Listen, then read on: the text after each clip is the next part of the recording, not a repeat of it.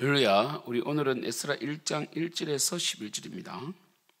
바사왕 고레스 5년에 여호와께서 예레미야 입을 통하여 하신 말씀을 이루게 하시려고 바사왕 고레스의 마음을 감동시키심에 그가 온 나라에 공포도 하고 조소도 내려 이르되, 바사왕 고레스는 말하노니 하늘의 하나님 여호와께서 세상 모든 나라를 내게 주셨고 나에게 명령하사 유다 예루살렘의 성전을 건축하라 하셨나니 이스라엘 하나님은 참 신이시라.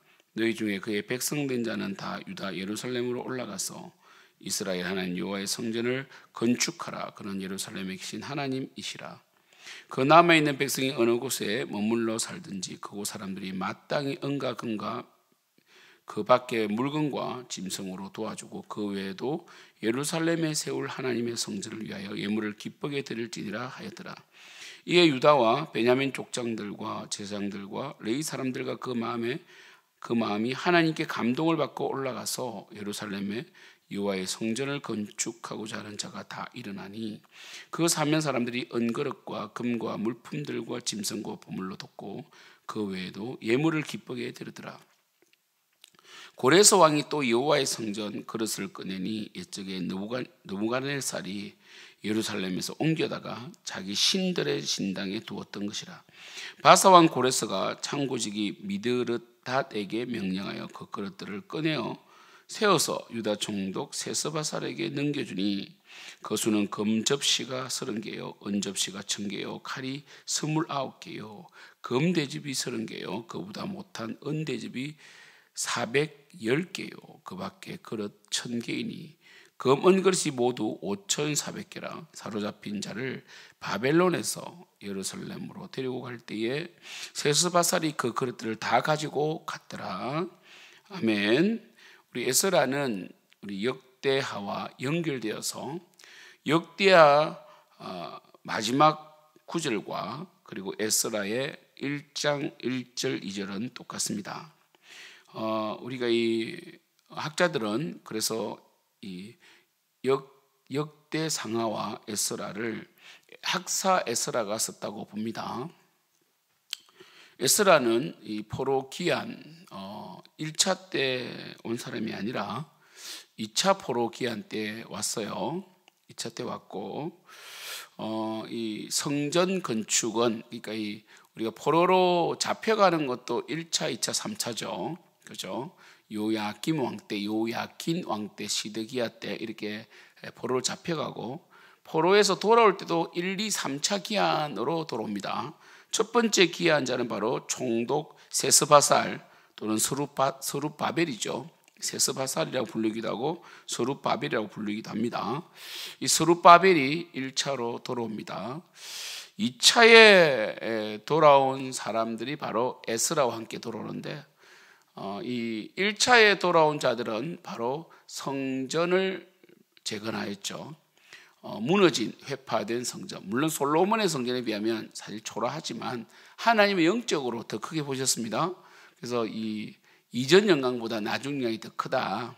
그래서 사실 이 바벨론 포로로 예레미야가 70년 만에 돌아온다라고 하였는데 그들은 그 전에 돌아옵니다. 제가 어제 말씀드린 것처럼 586년에 끌려가서 그들은 이 귀환을 한 다음에 516년에 성전 건축 딱 그때가 70년이거든요. 그래서 그 전에 성전을 건축하잖아요, 그죠? 그래서 솔로몬 성전을 본 자들도 있었습니다. 그래서 스룹바벨이 성전을 건축했을 때 우는 자들이 통곡하여 우는 자들이 많았다. 왜냐하면 그 전에 영광을 보았기 때문에. 그러나 하나님께서는 그 전에 화려한 솔로몬 성전보다 정말 그 척박한 환경 가운데 돌아온 그리고 제2성전을 지은 이들이 더 크다 이렇게 말씀해 주셔서 위로를 받는 내용이 나옵니다. 그래서 이 스룹바벨은 성전 건축을 했고요. 그 다음에 이 에스라는 신앙 재건을 했습니다. 신앙 재건을. 그 다음에 이 3차 포로 기한이라고 할 수 있는 느헤미야는 바로 이 신앙도 한 번 더 재건하면서 성벽, 그러니까 예루살렘 성에 성벽이 없으면요 침략을 당하잖아요, 그죠? 성벽이 없으니까 안식일에도 사람들이 와서 장사를 하는 이런 일들이 일어났습니다. 그래서 이 느헤미야는 52일 만에 성벽을 건축함으로 방비도 하고 그 다음에 예루살렘 성다운 모습을 만든 사람이 바로 느헤미야입니다. 이렇게 되어 있고 그 다음에 포로로 귀환하지 않고 여전히 바벨론에 살고 있었던 자들도 있습니다. 그들이 누구냐? 바로 에스더에 나오는 이 모르드게와 에스더, 그 외 유다인들이 있었다는 것이죠. 우리 오늘 에스라 1장 1절과 2절은 정말 놀라운 하나님의 축복이었고 하나님의 언약과 약속의 성취였습니다. 사실 여러분이 바사왕 고레스가 이 노예를 풀어준다는 것은 말도 안 되거든요. 그 당시의 노예는 재산입니다. 여러분 조선시대에도 이 평민을 재산을 갈취해서 노예로 삼는, 사실 여러분이 아무나 노예가 되는 게 아니잖아요. 신분제잖아요, 그죠? 이 특별히 전쟁포로는 노예 중에 노예잖아요, 그죠? 그래서 조선시대도 한 사람당 1,000만 원 이상의 가치가 있다 그래요. 그래서 이 한 가족을 노예로 만들어 가지고 50명, 60명을 막 그 집안 자체를 문서를 조작해서 노예로 만들어서 노예 사문 사건이, 심지어 정조의 귀에 들어가서 정조가 그 노예로 삼은 자를 처벌하고 그리고 풀어주었다, 이런 기록이 있을 정도로. 그래서 여러분 50명이면 얼마입니까? 거의 한 명이 1,000만, 2,000만이면 엄청난 돈이잖아요, 그죠? 그 정도로 이 노예가 재산인데, 이 노예, 특별히 노동력을 제공하는 이 노예를 풀어주었다. 말도 안 되는 거. 이거는 정말 하나님의 기적입니다. 그래 이 바사왕 고레스가 이 일을 할 때 도와주었던 재상이 누구 있느냐? 바로 다니엘입니다. 다니엘은 고레스 원년까지 생존하여서 바로 예레미야의 그 성취를 도왔던 사람입니다. 그래서 이 다니엘서에 보면 다니엘이 이 70년 만에 돌아오리라 하는 예레미야의 이 말씀을 기억해내고 찾아내서 기도를 하죠. 그래서 그는 주여 주여 주여가 3번 나옵니다. 주여 들어소서, 주여 사소서, 그죠? 주여 들어소서 이렇게 나온단 말이에요. 그래서 다니엘은 정말 이 언약의 성취를 보면서 기도하였고, 그리고 실제적으로 이스라엘 백성이 포로로 돌아오는 일에 동참했다 보시면 되고요. 여기서 중요한 것은 뭐냐면 고레스는 분명히 성전을 건축하라고 칙령을 내려서 성전 기명들을, 그게 바벨론이 탈취한 것을 바사왕 고레스가 바벨론을 무너뜨리고, 그리고 그 성전 기명들 이 다 금이잖아요. 그러나 그것을 다 꺼내어서 검은 그릇이 모두 5,400개인데 어마어마하잖아요. 그 정도면요. 그것을 다 이 스룹바벨의 손에 붙여서 이 포로 귀환을 하겠다. 시편 126편이 그 내용이죠. 우리가 꿈꾸는 것 같았다. 그래서 울며 씨를 뿌린 자는 기쁨으로 그 단을 가지고 돌아오리라. 그죠? 굉장히 감격했다는 걸 알 수가 있죠. 여러분이 다 돌아온 것은 아닙니다. 바로 5절에 보면 유다와 베냐민 족장들과 제사장들과 레위 사람들과 그 마음이 하나님께 감동을 받고 올라가서 예루살렘의 여호와의 성전을 건축하고자 하는 자들이 다 일어났다. 하나님께서 감동을 시키셨고 하나님의 영에 감동을 받은 자가 올라왔다는 것이 중요합니다.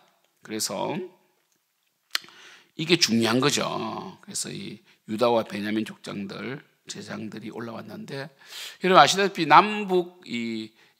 남이스라엘과 북이스라엘이 남유다와 북이스라엘이 분열될 때 남유다가 바로 유다와 베냐민을 중심으로 분열되잖아요, 그죠? 2지파와 10지파가 분열됐는데 북이스라엘은 아수르에게 722년 멸망당하면서 사실 지파가 없어져 버렸어요. 아수르의 혼혈 정책으로 지파가 없어서, 그래서 예수님 때도 베냐민 뭡니까? 우리가 아시다시피 납달리 그죠? 물론 그들이 살았던 땅이 있기 때문에 예수님께서도 이방의 갈릴리여 이렇게 하십니다. 그래서 우리 있잖아요, 아셀 그죠? 이런 10개 지파는 거의 흩어져 버렸다. 예수님 당시에도 오셨을 때 유대인들은 사마리아인과 상종치 않았다. 사마리아 땅은 혼혈이 일어났고 아수르가 이주 정책을 통하여 다른 민족을 이주시키므로 이방 땅이 되었다. 그래서 이방의 갈릴리가 그랬고요. 그리고 이 유다인들은 있잖아요. 유대인, 이때 포로로 귀환한 사람들을 중심으로 유대교가 만들어집니다. 왜냐하면 북이스라엘 10개 지파는 사라졌잖아요. 그죠? 그죠? 단, 납달리, 뭐 아셀, 그죠? 또 뭡니까? 우리 다른 지파들 있잖아요. 다 사라졌잖아요. 사라졌고, 이 유다와 베냐민만 정체성을 유대인으로서 지니고 있었죠. 그래서 이 남유다를 중심으로 이때부터 유대인이 됐고 유다이즘이 만들어지는 거죠. 그렇게 됩니다. 그리고 그때 그들은 굉장히 말씀드린 것처럼 유대인들이 생활력이 강했기 때문에 예레미야가 그곳에 집을 짓고 정말 때를 기다리고 살아라 이렇게 말씀을 했단 말이에요. 그래서 그들은 잘 살았습니다. 유대인들이 잘 살았는데 정착을 했는데 바로 이 고레스가 칙령을 했을 때 이 척박한 완전히 황폐해졌고 정말 이 당아와 올빼미가 짐승이 사는 이곳에 이리가 있는 이곳에 다시 돌아와서 그 무너진 성전을 건축하고 무너진 신앙을 재건한다는 것은 엄청난 희생을 드리는 것이거든요. 그래서 이들은 굉장히 특별했고 하나님께서 축복을 하셨습니다. 물론 이들이 뭐 완벽한 자는 아니었고 돌아와서도 성전 건축이 방해가 오니까 멈추기도 하고 오히려 성전 건축을 하지 않고 집 짓기에 바쁘기도 하고 이렇게 또 자신의 살 길을 궁리하기도 하고 또 성전은 지었으나 레위 지파들에게 이 11조를 주지 아니하므로 그러므로 레위 지파들이 다 성전에서 도망가는 이런 사건도 있었습니다. 그러나 여하튼 그들이 다시 돌아왔다는 것, 민족의 정체성을 가지고 사실 우리는 민족이라는 말을 쓰지 않죠. 우리는 이들은 이 당시 민족이지만 신앙의 정체성이라고 말하는 게 맞죠, 그죠? 신앙의 정체성을 지키고자 돌아왔던 이들은 참으로 훌륭한 사람들이 있다 이렇게 보시면 됩니다. 사랑하는 성도 여러분, 우리는 어디에 있든지 신앙의 정체성을 지켜야 됩니다. 이 땅에 어떤 부유함과 풍요가 있다 할지라도 우리는 마치 유다와 베냐민, 남유다 사람들이 그 바벨론에서 많은 것을 누리고 자리를 잡고 안정을 찾았다 할지라도 그 가나안 땅으로 다시 온 것처럼 우리의 본향은 하늘에 있습니다. 우리 이 땅에 영원히 살 것처럼 살면 안 됩니다. 우리는 하늘에 보화를 쌓고 선행을 쌓고 하나님의 영광을 올려드리는 정말 우리가 이 땅의 풍요와 부유함에 취해서 이 땅에 있으면 안 됩니다. 그래서 우리 계시록에는 바벨론에서 나와라 이렇게 말하잖아요, 그죠? 우리는 이 땅에서 분리될 수는 없습니다. 우리는 구별된 자로서 빛과 소금으로 살고 우리의 본향은 어디입니까? 바로 천국이다. 이걸 아시고 사랑하는 성도 여러분, 우리가 내일 주일인데 주일이 그렇게 참 중요한 겁니다. 일주일의 삶을 세상에서 살고 세상의 그 유혹과 마귀의 유혹과 내 속에 죄가 있다 할지라도 이 땅은 우리의 본향이 아니잖아요, 그죠? 저 천국의 본향을 사모하여 주일날 예배에 나오는 것이 바로 신앙의 고백이고 신앙의 정체성임을 아시고 우리 오늘 토요일 또 청소도 하고 식당 봉사도 하고 또 교사들은 또 기도하면서 내일 예배를 준비하는 이것이 우리가 섬긴 것 같으나 이것이 우리를 지켰다는 것. 여러분 결국은 돌아온 자들만이 유대인으로서 정체성을 지켜나가게 되고요. 그리고 이들을 통하여 하나님의 역사가 다시 시작됩니다. 그것처럼 이게 남은 자 사상이죠. 렘넌트. 우리도 남은 자가 되어서 하나님을 섬겨가는 정말 우리 교회는 그래도 믿음의 정체성을 잘 지켜서 지금까지 왔고 대부분 이 새 가족들이 정착을 잘했고요. 또 하나님께서 기뻐하시는 예배를 드리고 있습니다. 세상 흔들리고 사람들 줄을 떠나도 오직 의인은 믿음으로 살리라. 정말 하박국 선지자가 이 불의한 세상, 하나님의 공의가 이루어지지 않는 듯한 착각을 일으킬 정도로 힘든 이 세상 가운데 하나님께서는 말씀하십니다. 오직 의인은 믿음으로 살리라. 오직 의인은 믿음으로 살리라. 여러분, 우리가 믿음으로 살고, 그리고 이 세상의 어떤 것보다도 신앙 찾는데, 신앙을 재건하는데, 그리고 신앙의 정체성을 지키는 것에 목숨 걸 수 있기를 축복합니다. 만약 돌아오지 않았다면 에스라서는 쓰이지 않았을 것이고, 이들을 통한 새로운 역사는 없었을 것이고, 이들을 통하여 오신 예수 그리스도의 그 메시아, 그 역사는 어떻게 되었겠습니까? 정말 이들이 돌아온 것이 참 귀하고 귀합니다. 우리 내일 예배에 다시 돌아옵시다. 여러분, 다시 돌아오시기를 축복합니다. 그리고 하나님은 반드시 하나님의 사람을 세우십니다. 고레스를 세우셨고 다니엘을 세우셨고 그 엄청난 칙령을 통하여 하나님의 역사를 이루어 가십니다. 결국 하나님의 역사는 멈추지 않습니다. 어떤 방식으로든 하나님은 선하게 이 역사를 이끌어 가시고 통치하시는데, 쓰임 받는 자가 복입니다. 쓰임 받는 자가 복입니다. 이제 이 포스트 모더니즘을 넘어서 이제 AI 시대가 되었어요.